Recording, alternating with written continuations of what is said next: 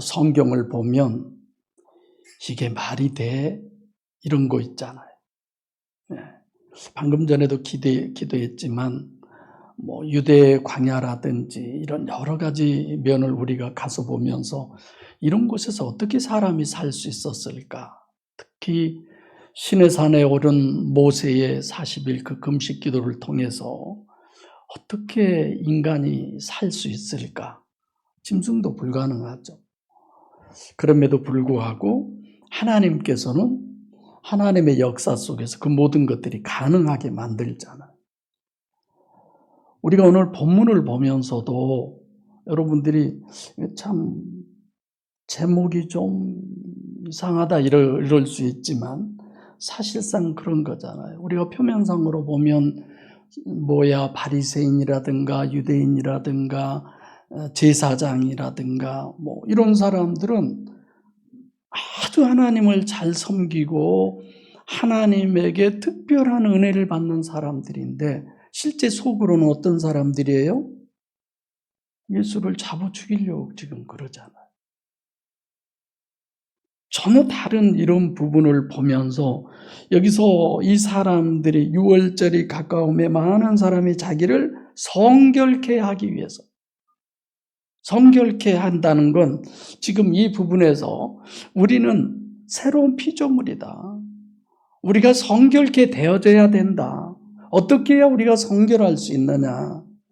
우리의 입장에서는 여기 유대인이나 아니면 바리새인이나 아니면 제사장 중에서도 특별히 한 명 대제사장 이런 사람들이 성결한 사람으로 보이지만 실제는 어때요? 그 속은 성결이 아니라 그 속은 마귀가 그 안에 들어있는 존재들이잖아요.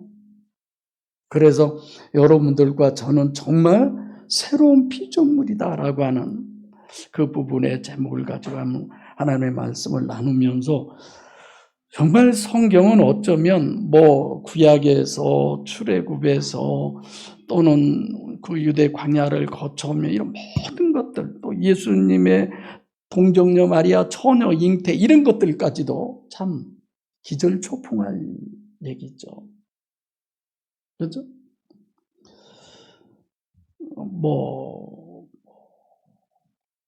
몇 번 망설이다 합니다만은 오늘 아침에 여기 와서도 2번이나 윤주 집사님에게 카톡을 보낼까? 그런 생각을 제가 했었어요.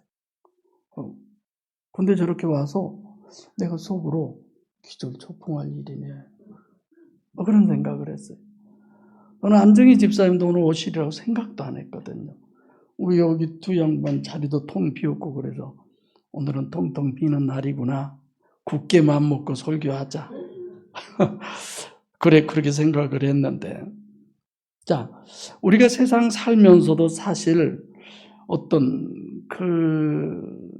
혁명적 전환, 그러면 제가 이제 승집사 생각을 많이 하는데, 그것에 대해서 굉장히 나한테 어떤 얘기를 해서 그런 것이 이렇게 딱 박혀 있는데, 이런 내용들이 성경에 너무 많이 있습니다. 여러분들과 제가 새로운 피조물이 되는 이것은 정말 혁명적 전환이에요. 할렐루야. 이건 정말 우리가 상상할 수 없는, 우리가 원래 누구의 자식입니까? 마귀의 자식이잖아요. 근데 여러분들과 제가 뭘 했어요? 뭘 했기 때문에 하나님의 자녀가 됐냐 이거예요. 새로운 피조물이 됐냐 이거예요. 그것도 누가 인정한? 하나님이 인정한. 당시 세상의 모든 사람들이 인정한 유대인이나 바리새인이나 대제사장들까지도 겉은 그렇게 인정을 받지만 실제는 마귀 자식인 건데 우리는 겉은 별로일지라도 실제 하나님이 인정한 하나님의 자녀가 된 것은 이건 정말 혁명적 전환이에요. 어마어마한 일이죠. 예수님이 3일 만에 부활한 이런 거, 또 전혀 다른 모습으로 부활한 거. 어떻게 이런 부분들을 우리가 쉽게 그렇게 믿습니다. 아멘. 이게 가능하겠어요? 성경에 써져 있으니까 성경에 써져 있는 건 무조건 믿어. 그런 겁니까 우리가? 오늘 본문은 4절밖에 안 돼요. 참 간단한 4절밖에 안 되는 얘기 내가 했잖아요. 6월절에 시골에서 올라온 유대인들이 예배당에 갔고 예수님이 예루살렘에 오지 않겠냐, 오기만 오면 잡아 죽이자, 뭐 이 얘기뿐이잖아. 이 간단한 얘기를 가지고 뭘 얘기해야 되나, 왜 이런 걸 한 단락으로 하나님은 해놓으셨지? 이런 생각이 들잖아요. 근데 오늘 본문은 맨 처음에 시작이 그러므로 요나나의 접속사라고 그랬어요. 원래 헬라어로는 운이라는 단어인데, 그러면 47절에서 53절 대제사장들과 바리새인들이 예수님이 누군 줄 알아요? 구세주인 줄 알아요. 알면서도 자기들이 그토록 기다렸지만은 자기들의 이익에 문제가 생기니까 어떻게 하려고 그래요? 죽여버려야 되겠다. 그래서 인간의 면모를 자세하게 적나라하게 우리에게 보여준 내용이에요. 그리고 그것에 이어서 이제 계속 이어져 내려오는 거죠. 그래서 예수님께서 잡혀 죽지 않으시려고 피시내에서 에브라임으로 가셨다. 57절 그대로. 그래 대제사장들과 바리새인들이 예수 있는 것을 알거든 잡아서 죽이겠다는 겁니다. 이게 평범한 얘기예요. 별거 아닌데도 이런 내용을 썼을 때는 굉장한 강조를 하는 거죠. 그래서 지금 본문 같은 경우 요한복음 11장 전체의 결론이고 사실 11장의 끝이잖아요. 생각해야 될 문제는 예수께서 죽이려고 그래서 피신하셨다고 그러면 사람들이 죽이려고 그러는 것은 호 예수일까요? 그냥 육신의 예수일까요? 당연히 육신의 예수죠. 근데 본문 54절은 호 예수가 에브라임으로 피신했다. 하나님 예수가 그 육체 속에 계신 하나님이 어떻게 그를 죽일 수 있어요? 불가능하지. 근데 본문 그렇게 써져 있어요. 그리고 에브라임이라고도 그러지 않고 에브라임 앞에 뭐가 붙어 있어요? 빈들이에요. 빈들. 광야, 에레모스. 우리가 유대 광야 이번에 가서 다 보셨죠? 안 가신 분들도 가서 보셨죠? 그러니까 앞달락만 생각하면 접속사가 되지만 11장과 12장 이 양쪽 부분에 보면은요, 11장의 맨 끝 마지막 결론이고 본문은 우선 11장 부분인데 11장 결국은 뭘 얘기해요? 이중체 신학을 얘기하잖아. 이중체와 부활 신학을 우리에게 설명을 해주고 있잖아. 그래서 여러분들과 저도 마찬가지예요. 얼마나 우리가 이중체라고 하는 것을 생각하면서 살아가고 있을까? 이 육체가 다가 아니라 영이 나라고 하는 것을 얼마만큼 우리가 인식하면서 살아가고 있을까? 배가 고프면 이거 먹어줘야지. 영적인 배고픔이 전혀 우리에게 없고 영적인 하나님에게로부터의 은혜를 사모함이 전혀 우리에게 없고 어떻게 하면 물질의 부와 건강의 부와 인간관계, 좋은 관계 이런 부분을 추구하는 부분에 있어서는 너무 예민하고 민감하고 거기에 어쩌면 최선을 다하는데 영적인 부분은 너무 둔감하고 뭐 그런 게 있나? 그런다면 참 안타까운 일이죠. 이번에 어디 가서 밥 먹는데 갑자기 어떤 분이 명함을 내밀어요. 봐보니까 여기 시의원이야, 시의원. 이 시자도 들어가네, 그 양반 이름이. 많이 기억이 나신 분이어서 앞으로 열심히 잘하십시오. 자기를 피하라는 거예요. 유명인사 되려고, 출세하려고. 오늘 제목이 우리가 출세하는 겁니다. 할렐루야. 새로운 피조물이 출세하는 거죠. 우리는 육적인 이 세상의 출세를 그만큼 추구하고 거기에는 그냥 쌍불을 키우고 지금 정치인들 보세요. 왜 영적으로 그렇게 출세할 마음들이 없어요? 우리는 있으시죠? 하나 더 본문에 문제가 있는 것은 54절은 피하셨다는 얘기고 55절부터 57절은 6월절의 문제예요. 그래서 오늘은 몇 가지를 이렇게 여러분들에게 다 알고 계시지만 설명을 하려고 그래요. 자, 우리가 55절에 6월절에 대해서 얘기를 하는데 55절에 보면 유대인의 6월절이 가까움에 아마 이렇게 유대인의 유월절이라고 하는 건 성경에 여기밖에 기록되는 것이 없는 것 같습니다. 제가 다 찾아보진 않았지만 그 성경에서 보면은 성경은 유대인의 명절인 이렇게 써지죠. 근데 본문은 유월절만 딱 꼬집어서 얘기를 해요. 유월절은 유대인의 3대 명절 중에 하나잖아요.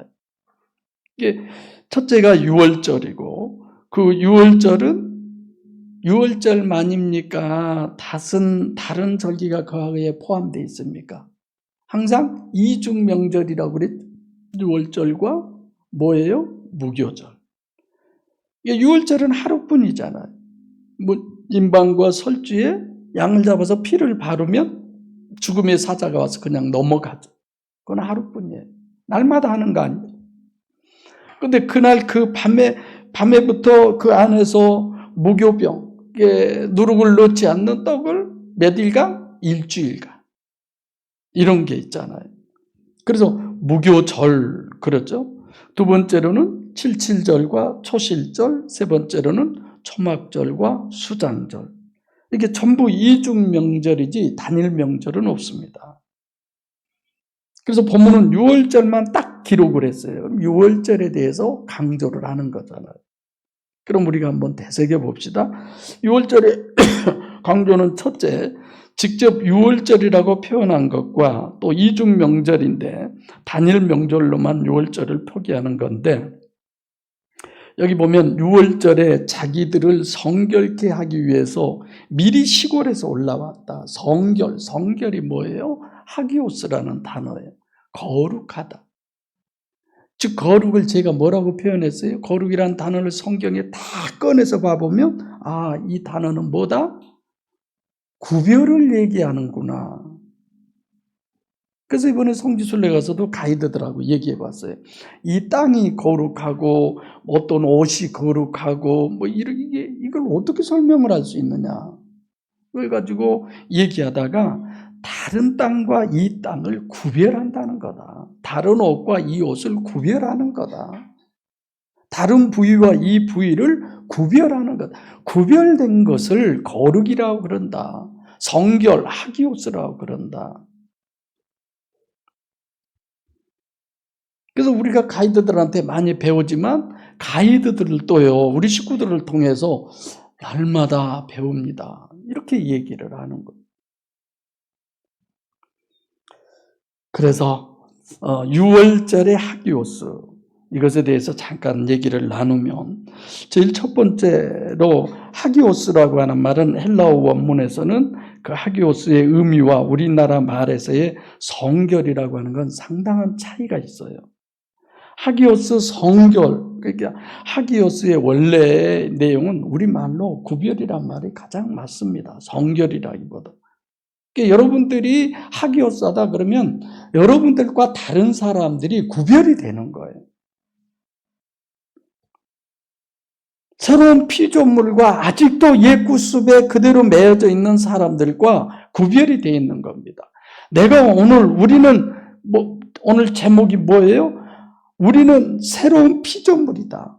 내가 새로운 피조물 맞아? 라는 질문을 자기에게 해봐야죠. 그것에 대해서 오늘 설교는 제가 하고 있는 겁니다. 그래서 유월절에 성결케 한다는 첫 번째 내용은 바로 아까 했던 이 두 가지를 생각해야 돼요. 이스라엘이 애굽에서 나올 때에 그 임방과 설주에 짐승의 피를 발라요. 그러면 죽음의 사자가 거기를 들어가지 않고 그냥 패스합니다. 대신 말 안 들은 애굽 사람들은 그걸 바르지 않아서 전부 사람이나 짐승에 뭐만 다 죽여요? 초태생, 장자, 처음 난 건 다 죽여요. 그러니까 애굽 사람과 이스라엘 사람을 유월절이 뭘 하는 거예요? 구별을 하는 거예요. 구별. 그래서 유월절 하기오스의 첫 번째 의미는 바로 임방과 설주의 피를 바름으로 해서 애굽 사람과 유대인들, 이스라엘 사람을 구별하셨다는 의미에서의 하기오스, 출애굽한다고 하는 의미에서의 하기오스, 즉 거룩, 구별, 이렇게 얘기를 하는 거죠.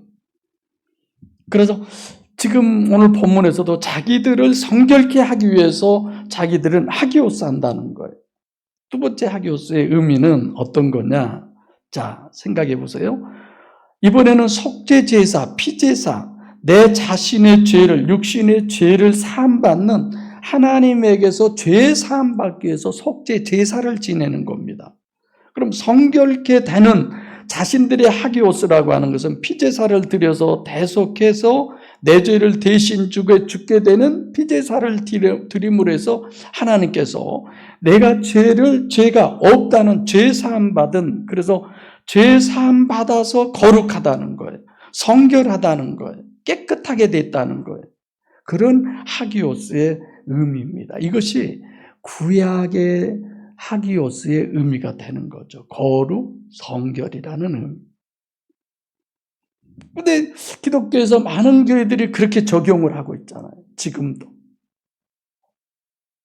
예수님의 십자가의 보혈의 피의 은혜로 말미암아 십자가에서 흘리신 그 피로 대속함을 받아서 우리가 죄사함 받았다. 그래서 우리는 의인이다. 우리가 하기오스 된 거다. 정결케 된 거다.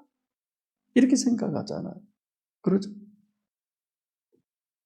근데 유월절 하기오스의 성결은 두 가지 생각. 첫째는 출애굽의 하기오스예요. 설명했죠?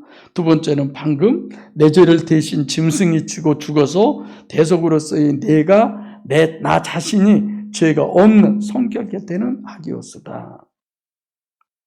근데 본문에서는 자기들은 하기오스 한다. 그 말은 계속 하기오스지 출애굽 하기오스는 물론 이건 아니죠.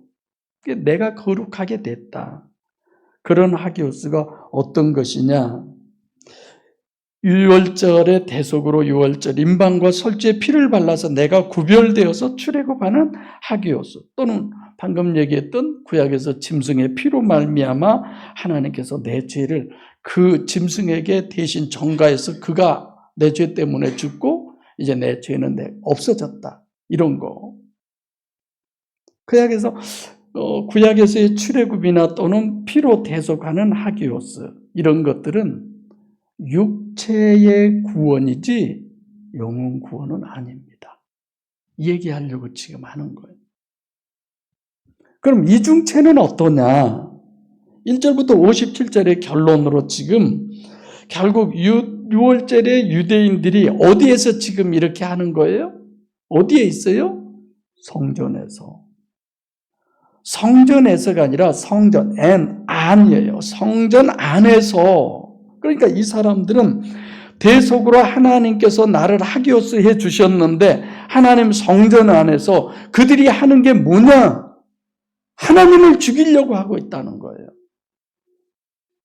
어느 날 수없이 많은 사람들이 하나님을 믿지만, 그래서 교회 안에서 또는 교회가 행하는 모든 일들 속에서 오히려 하나님을 죽이는 일들을, 하나님을 오히려 배신하고 배반하는, 가룟 유다는 말할 수도 없을 만큼 그런 일들을 엄청나게 자행하고 있잖아요.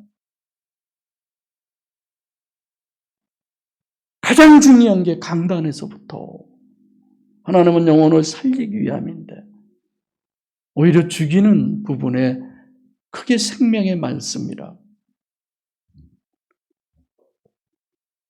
제가 항상 저희 교회에 이렇게 주일날 오전에 제가 들어가려고, 우리 교회에 들어가려고 하면 제 동기 목사님의 교회가 항상 딱 떠요. 화면도 좋고 목사님의 인자하신 얼굴이 웃고 있는. 그리고 제가 이렇게 거기에 그대로 멈춰놓고 있으면 한 5, 6명들의 찬양 인도자들이 강단에 서서 찬양 인도하는 그런 모습들. 왜 그냥 삭막한 것 같지만 그래도 우리 교회 건물이 보여야 되는데, 정말 이 강단이 그래서 중요하죠. 목사가 중요한 게 아니라 어떤 말씀이 주어지느냐가 정말 중요하죠.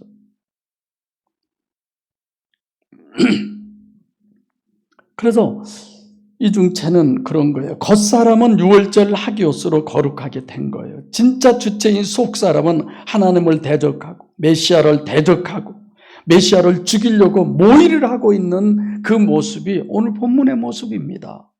그러잖아요. 겉은 다 하기오스 되어 있어요. 정결케 되어 있어요. 근데 속은 어떻습니까? 하나님 죽이려고 모의하고 있잖아요. 출애굽기의 하기오스든 또는 대속의 하기오스든 이렇게 해서 거룩하게 된 것은 성전으로 표시된 육체예요. 예수님이 당신의 육체를 얘기해. 이 성전을 하려 그리하면 내가 손으로 짓지 않는 성전을 3일 만에 지으리라. 그들은 전혀 다른 걸 알지 못하는 겁니다. 47년입니까? 그동안 그 지었던 성전을 어떻게 지가 3일 만에? 이렇게 생각을 한 거죠. 당시에 다들. 그러니까 이중체 주체인 이 사람들의 속사람은 하나님입니까? 마귀입니까? 마귀잖아요. 여러분들과 제가 이 본문을 보면서 오늘 또 제가 우리는 새로운 피조물이다라고 하는 이 제목을 내거는 것은 겉은 뭐 누구고 뭐 어쩌고 저쩌고 해도 속이 마귀면 이건 하기오스가 아니에요. 새로운 피조물이 아니에요. 안 그렇습니까? 유대인이라는 사람이 어떤 사람입니까? 지구상의 모든 민족 중에 지금 전쟁하고 있잖아요. 윤지 집사님 알죠? 들었죠?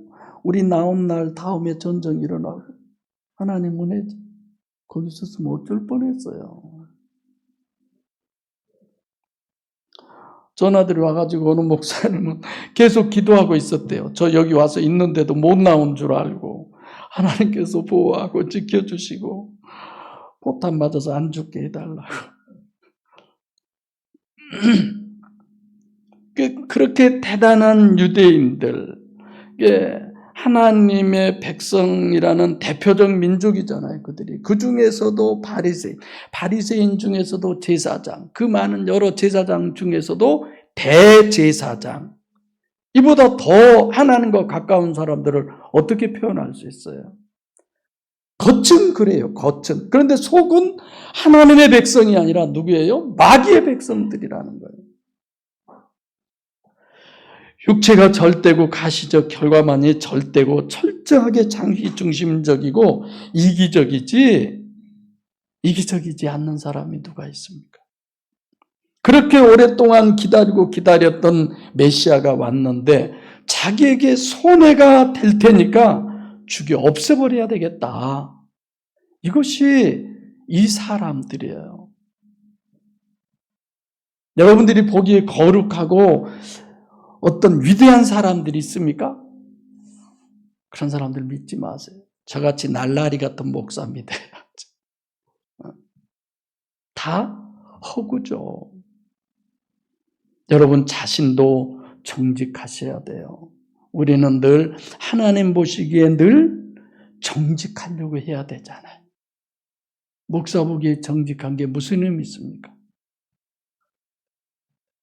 하나님 보시기에 얼마나 내가 쇼를 잘하느냐, 그건 끝장나는 거예요.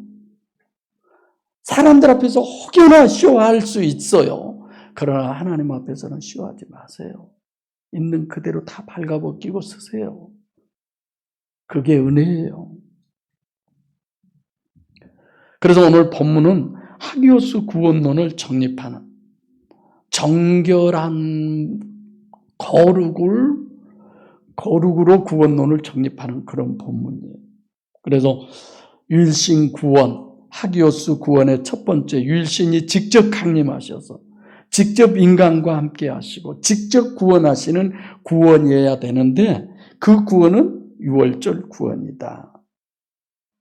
예레미야 31장 32절이잖아요. 내가 너희 열조의 손을 잡고 애굽에서 나왔는데 그것이 바로 유월절 하기오스예요. 애굽에서 데리고 나왔어요. 그건 육체 구원이잖아요.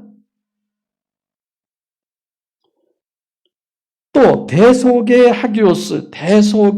하기오스는 어떤 거냐? 여전히 피로 우리를 구원했다는데 성결 거룩하다고 하는 것인데 깨끗했던 하기오스든 간에 그것은 구약에서의 하기오스는 전부 육체 구원. 출애굽으로 그걸 충분히 설명하잖아요. 근데 출애굽했다고 그래서 그들의 영혼이 구원받았습니까? 그러지 않았잖아요. 지금도 뭐 예수 피로 죄 사함 받으면 천국 구원, 그 말이 안 됐죠. 그들이 문설주에 임방에 피를 바르고 안 죽었어요. 살았어요. 그래서 나왔어요. 그들이 영혼이 구원받았습니까? 아니었잖아요. 육체 구원이지. 그럼 진짜 하기오스 구원은 어떤 것이냐? 육체 구원을 해가지고는 겉에만 하기오스지 진짜는 아니잖아요. 진짜는 어디예요? 속사람이 하기오스 돼야 되는 거예요. 우리는 새로운 피조물, 그 새로운 피조물이 속사람이어야지 이중체인 겉이 아니라 속이어야지. 할렐루야. 겉만 그냥 눈도 뭐 입술도 얼굴도 얼굴에다 바람도 넣고 그냥 그게 하기였습니까? 어떤 정치적인 어떤 뭐 이런 거 아니잖아요. 우리는 속을 그렇게 꾸미려고 하고 어떻게 하면은 내가 속에 있어서는 안 돼. 이것이 가려지니까 자꾸만 이걸 없애고 내 속에 계신 하나님을 드러내려고 하는데 우리가 어쩌면 좀 안 좋은 편으로 발광할 정도로 우리가 몸부림쳐야 하는데 정작 계셔야 할 하나님에게는 관심도 없고 이런저런 것들로 말미암아서 뭐 어떤 직분으로 직책으로 나의 어떤 그런 것들로만 자꾸 더덕더덕 붙여서 내가 이런 존재야. 하나님 앞에는 안 되잖아요. 사람 앞에서는 대제사장까지 됐어도 하나님 앞에서는 안 되잖아요. 하나님을 속일 수만 있으면 그 사람이 최고라고 저는 생각해요. 불가능하잖아요. 이 사람들 봐보세요. 진짜 유일신이 직접 강림해서 직접 구원하시는데 어떤 것이 직접 구원이냐? 저와 여러분들의 심령 속에 임마누엘 하시는 구원만이 하기오스 구원입니다. 할렐루야. 하나님의 신 들려야 돼요. 성령이라고 하는 그 영이 우리 안에 임재하셔야 돼요. 이것이 하나님의 소원이고 목양교회는 그 하나님의 일을 하는 곳이고 그것이 아니면 어떤 것이라도 거부할 줄 아는 그런 믿음의 식구들이 돼야죠. 순교자들이 그래 내가 하나님만 소유하는데 그것이 방해된다면 내 육체 마음대로 해. 가져가. 참수를 하든 죽이든 살리든 마음대로 해. 포기해버리잖아요. 그렇게 우리가 돼야죠. 본문에 보시는 대로 성전 안의 유대인들 그 속 사람은 어떠냐 하면 마귀잖아요. 하나님을 대적하고 메시아를 잡아 죽이려고 그러는 사람들. 이 사람들은 아무리 겉에 유월절 하기옷으로 출애굽이 됐던 또는 대속의 피로 대속을 했던 성전만 껍데기만 맥시멈의 최선이 껍데기만이야. 속은 완전히 반대죠. 그래서 본문의 논리는 속에 하나님이 직접 들어오셔야만 되는 거예요. 그게 하기옷이에요. 그게 정결케 하는 거예요. 그것이 임마누엘 하셔야만 된다는 겁니다. 원죄로 마귀가 주인인 내 속에 하나님이 직접 들어오셔야 돼요. 그래서 마태복음 12장 28절 29절에 내가 하나님의 성령을 힘입어 귀신을 쫓아내는 것이면 하나님의 나라가 이미 너희에게 임하였느니라. 할렐루야. 여기서 사람이 어떤 의미예요? 성령이잖아요. 강한 자는 마귀가 지금 들어있는 집이잖아요. 본문대로 성전의 의미잖아요. 강한 자의 집을 늑탈하려면 강한 자의 집에 들어가 뭐하는? 임마누엘 하는 거죠. 결박하지 않고야 어떻게 그 세간을 늑탈하겠느냐. 그런 거죠. 25절로 26절에 내가 부활이요 생명이요 나를 믿는 자는 죽어도 살게. 죽어도가 아니죠. 원죄로 죽은 심령 속이 부활의 구원을 얻는 것을 얘기하는 거예요.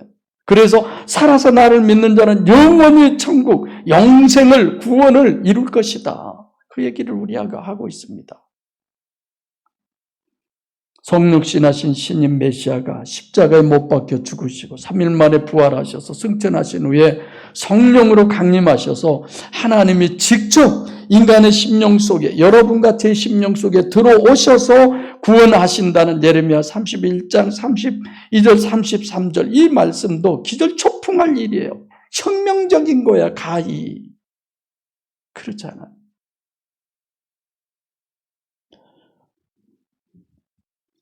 우리가 하나 더 생각할 것이 있습니다. 요한복음 14장 16절로 17절에 내가 아버지께 구하겠으니 그가 또 다른 보혜사를, 또 다른 보혜사라는 의미, 영성세미나 때 많이 설명하잖아. 구약에 보면 무시무시한 성령 외에는 생각도 못하시는 분인데 무조건 그분은 내 편이고 내가 죄를 짓거나 그것과 상관없이 네 속에 내가 있어서, 즉 너를 하기로서 하기 위해서 내가 올 것이다. 그분이 누구예요? 보혜사 성령이에요.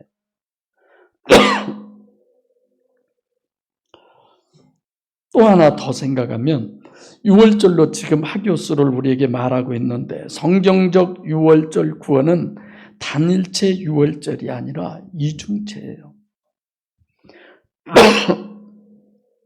성경은 항상 이중체로 우리에게 말씀하고 있습니다. 유월절도 이중 명절의 하나잖아요. 예를 들면 어떤 유월절이냐? 출애굽 유월절, 그게 하교수라고 그랬죠. 출애굽 구원이고 피로 구원이에요. 문설주와 또 임방에 바르는 것도 역시 마찬가지 유월절 구원론, 대속의 피로 구원론이죠. 근데 이중 명절이니까 뭐가 있어요? 무교절이 있습니다. 왜 유월절과 무교절을 이중 명절로 했느냐? 자, 유월절 명절의 구원은 출애굽만 구원이에요. 만약에 무교절 구원이었으면, 즉 무교절은 떡이잖아요. 죄송합니다. 그만 먹을 떡이 없어요. 출애굽을 했는데 먹을 것이 없어. 죽는 거죠. 두 번째는 무교절 구원이에요. 자, 무교절 구원론은 뭘 얘기하느냐? 이건 생명을 얘기합니다. 예수님이 내가 하늘로부터 내려온 산떡이다. 밥이다. 밥은 뭐예요? 우리가 먹어야 할 거잖아. 그 밥이 내가 곧 길이요 진리요 생명이라고 했잖아요. 나를 먹으라고 주님 얘기하잖아. 여러분 생각해 보세요. 주님의 사역이 뭐냐? 구약의 구원이 유월절 구원이에요. 출애굽이 됐든 대속이 됐든. 근데 주님의 구원은 무교절 구원, 성찬식으로 제가 설명을 합니다. 구약에서부터 이중 명절로 한 것은 구약은 유월절 구원이고 신약은 주님은 무교절 구원. 무교절 구원이 바로 성찬식이에요. 그렇죠?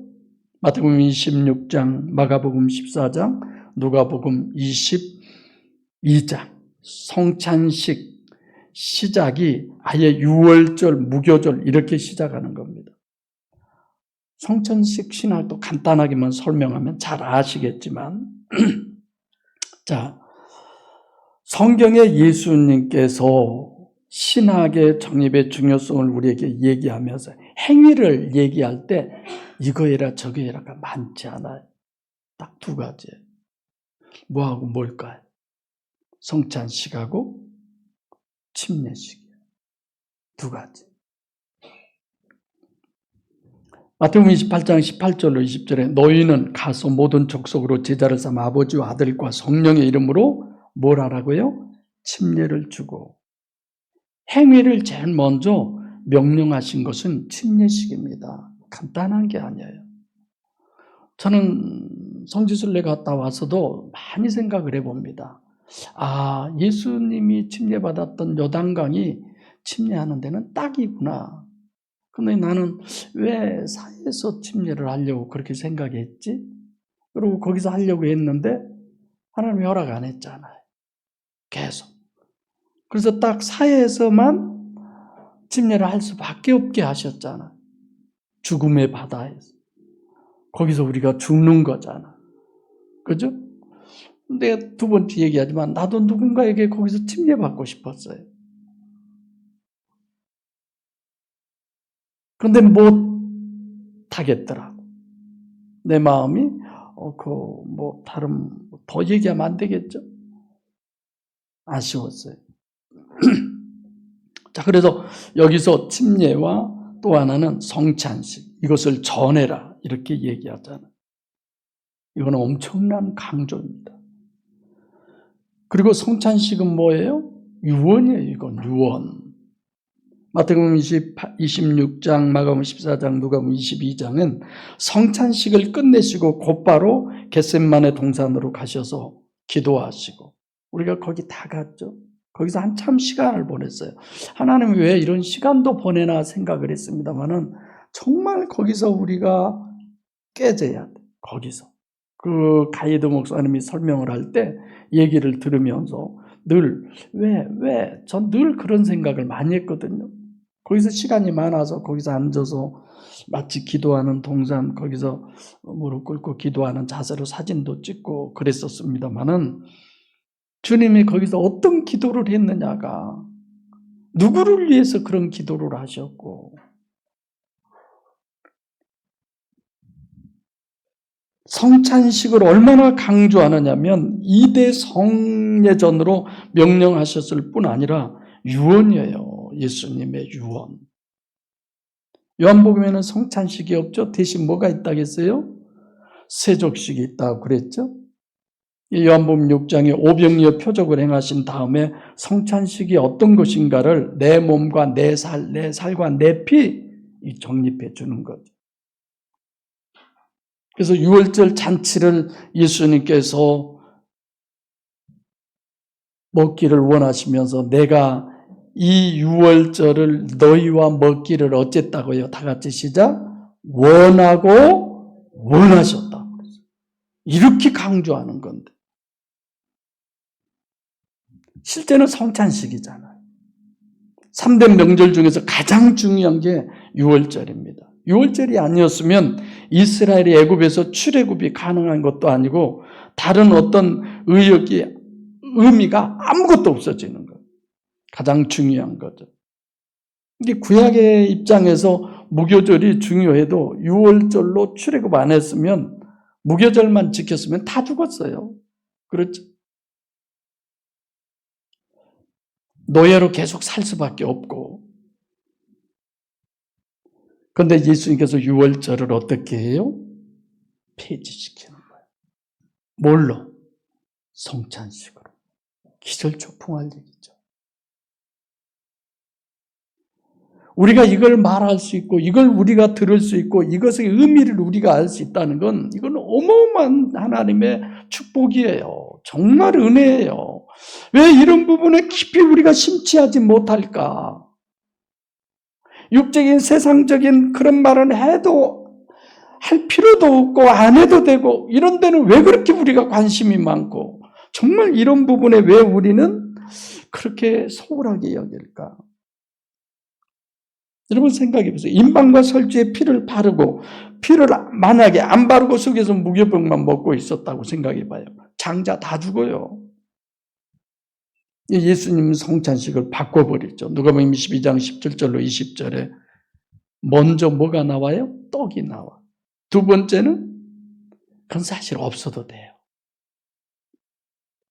요한복음 6장 48절에 내가 하늘로서 내려온 산 떡이니, 그렇게 말씀하시지, 내가 하늘로서 내려온 산 피니, 내 피, 그런 겁니까? 아니잖아요. 유월절 피의 육신의 구약은 무교절의 떡의 생명과 속사람이 하기오스 구원을 이루는 게 성찬식입니다. 그래서 먼저 떡이고 절대로 잔이어서는 안 되는 거죠. 그래서 누가복음 24장 30절로 31절에 부활하신 예수님이 영성세미나 때 항상 하는 거지만 엠마오로 가는 두 제자 앞에서 떡을 축사해서 주셨을 때 거기에 잔이 있었습니까? 없었잖아요. 떡만 있었잖아요. 구약에서의 피의 육신의 구원을 성찬식의 임마누엘 구원으로 주님이 바꾸신 거예요. 그렇죠? 그래서 54절에 보면 호예수가 또 언급하지만, 호 예수가 빈들 가까운 데 있는 에브라임 동네에 가셨다. 인투 그 동네 안에 들어가셨다. 이렇게 얘기하죠. 그러니까 예수님이 드러나게 다니지 않으셨다는 것도 영적인 레마죠. 본문은 영적으로 해석해라. 실제로 동네 안에 들어가신 거예요. 근데 18절에 보면 예수님이 무덤 안으로 들어가셨다 이렇게 제가 설명을 하면서 직접 들어간 것이 아닌데 그렇게 표현을 했다. 이런 부분에서 죽어있는 그 심령 안에 주님이 들어오심을 제가 설명을 했죠. 같은 의미가 되는 거죠. 본문도. 그래서 지금 성찬식 얘기하고 있습니다마는 이 떡을 받아 먹어라. 무슨 얘기냐? 이것은 내 몸이다. 비유이지만 내가 앞으로 보혜사 성령으로 네 속에 들어가는 것이 마치 지금 네가 이 떡을 받아서 먹으면 이 떡이 네 안으로 물리적으로 실제로 들어가는 것처럼 보혜사 성령이 네 안에 실제로 들어가는 것이다. 그걸 얘기하는 거예요. 그 실제로 들어가는 성령이 여러분과 제 심령 안에도 실제로 들어와야 된다는 거예요. 그것을 저는 신들린 사람이라고 표현을 하잖아요. 성령 받은 사람, 하나님의 성전. 할렐루야. 이게 우리들이에요. 그래서 누가복음 24장 30절로 31절에 부활하신 예수님이 그들이 떡을 받아 먹고 난 다음에 어떤 변화가 왔어요? 시각의 변화가 온 거예요. 창세기에 아담과 하와가 선악과를 따먹었습니다. 어떤 변화가 왔어요? 시각의 변화가 온 거예요. 하나님이 떠나는 변화와 하나님이 임재하는 변화의 다름이 이렇게 달라지는 거예요. 눈이 밝아졌어요. 그리고 어떻게 했어요? 주님인 줄 알아봤습니다. 근데 주님은 그들 앞에 없었어요. 어디로 갔어요? 그들의 심령 속에 들어갔다고 그랬어요. 윤주 집사님도 그랬어요. 바로 앞에 안정희 집사님도 그렇게 얘기했어요. 그런 얘기 들으면 저도 놀라죠. 그것을 성찬식으로 설명을 하는 거예요. 호 예수가 동네에 들어갔다.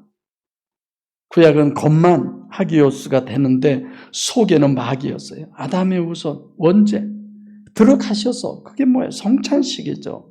임마누엘로 속이 거룩하게 되는, 정결케 되는, 하기오스 되는 성찬식의 실제를 우리에게 말하면서 보라 새로운 피조물. 어떻게 해야 새로운 피조물이냐? 하기오스가 돼야 된다. 성령이 그 심령 안에 임재해야 그들이 하기오스 정결케 되는 것이다. 할렐루야. 이 본문에 이들은 지금 겉만 하기오스 되는 거지 실제 속은 마귀예요. 우리는 속이 정말 하기오스, 속이 거룩하게 돼야 되는 거예요. 그 조건은 단 하나, 성령이 우리의 심령 속에 들어오셔야 되는 걸 말하고 있습니다. 그걸 우리는 너무나도 잘 알고 있잖아요. 뭐 그런 내용은 요한복음 3장 5절에도 니고데모와의 대화 속에서도 나오잖아요. 누구든지 그리스도 안에 있으면 새로운 피조물이라. 새로 창조된 사람.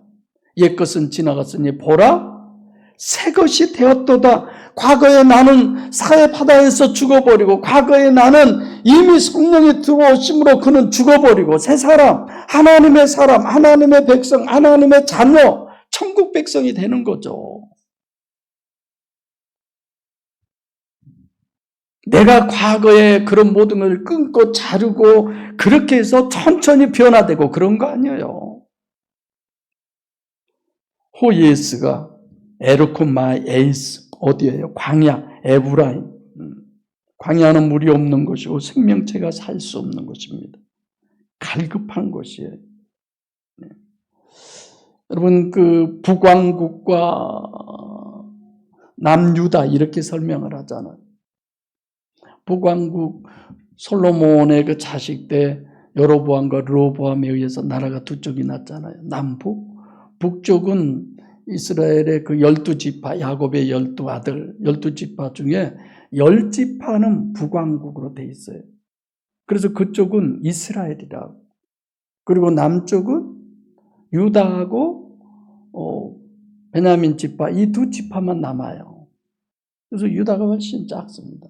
그래서 여기는 유다라고 그렇게 많이 이름을 부르죠. 유다 왕국. 그래서 북왕국과 남왕국을 지칭할 때 북왕국의 수도가 사마리아, 남왕국은 수도가 예루살렘.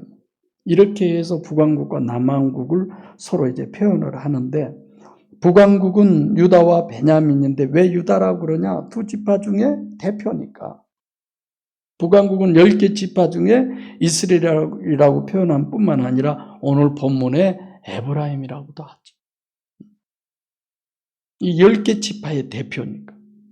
그래서 본문이 실제 말하려고 하는 것은 예수님이 유대인들을 피하셔서 사마리아로 가신 것. 사마리아의 공간이 많잖아요. 멀잖아요, 이제 사마리아는. 그래서 빈들인 에브라임이란 말은 영적인 사마리아로 가는 거예요. 침례 요한이 광야에 가서 회개하라 천국이 가까웠느니라. 여러분들 광야 봤죠?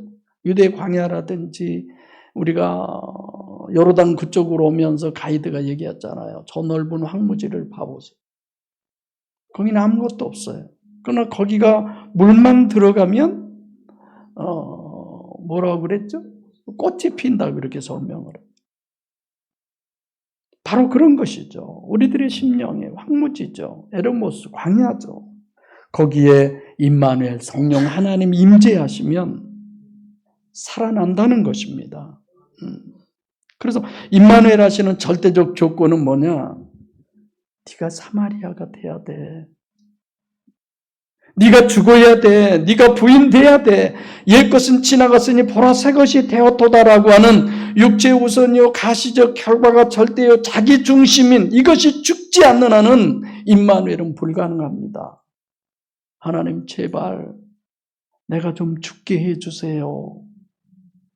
육체우선이고 방금도 계속 얘기했지만은 여기 본문에 나오는 이들처럼 내 개인주의고 자기중심이고 보이는 것이 다인 그런 내가 좀 죽게 해주세요. 이게 우리들의 기도 아닙니까?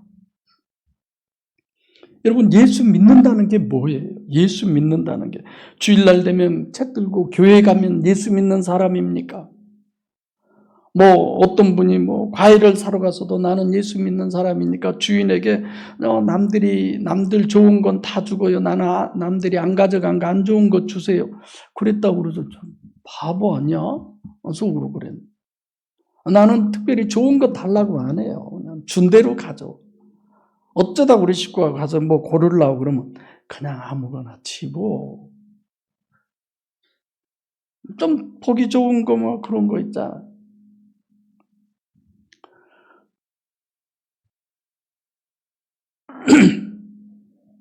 예수 믿는다는 건 한마디로 가치관이 바뀌는 거예요.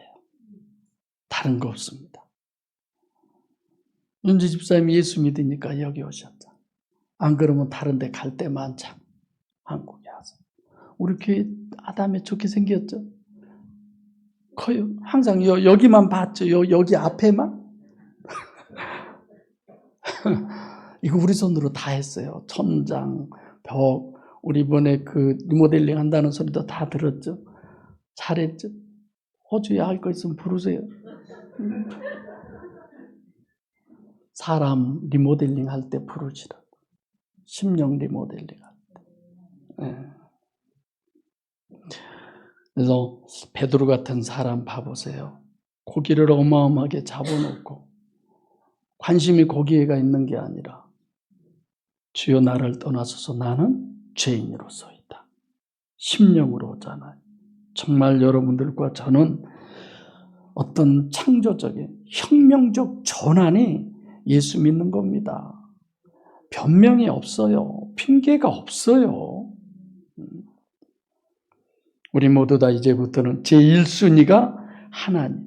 이런 가치관이 바뀌는 그런 심령들이 되어져야 합니다. 그래서 늘 자기의 가치관을 고민하고 인본적 가치관에서 신본적 가치관으로 바뀔 때 주님께서 점점 가까이 결국은 여러분과 제 심령 속에 임마누엘 하셔서 누구든지 그리스도 안에 있으면 새로운 피조물이라. 보라, 옛것은 지나갔으니 새것이 되었도다. 하나님의 선언이 우리 목양교회 모두에게 심령에 임하시길 소원합니다.